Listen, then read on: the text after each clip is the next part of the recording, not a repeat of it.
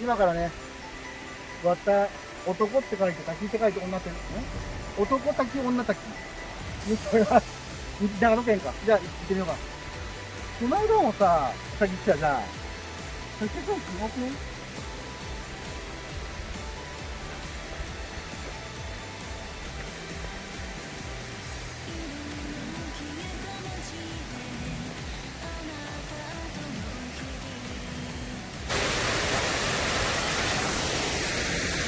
ちょっと下行ってみようか。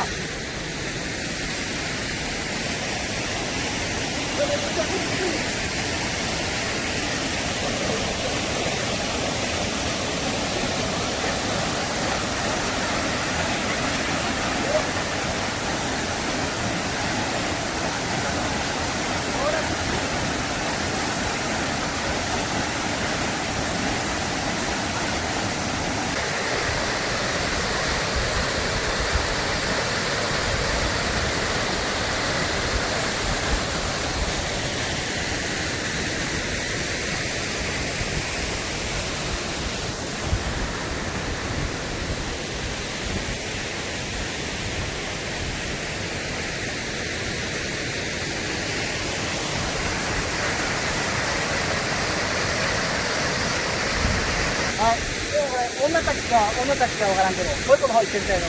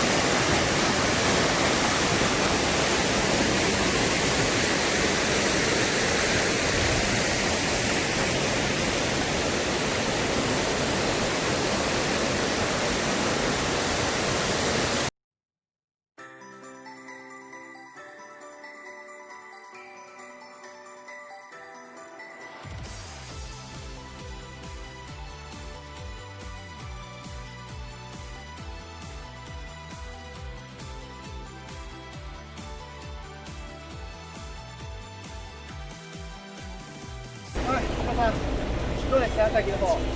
シリーズがね、多分2回ぐらい続いてると思うんですけど、上はね、長野新市の方から来たらね、ぜひ来てみてください。ではね、今日はこれで終わりたいと思います。バイバイ。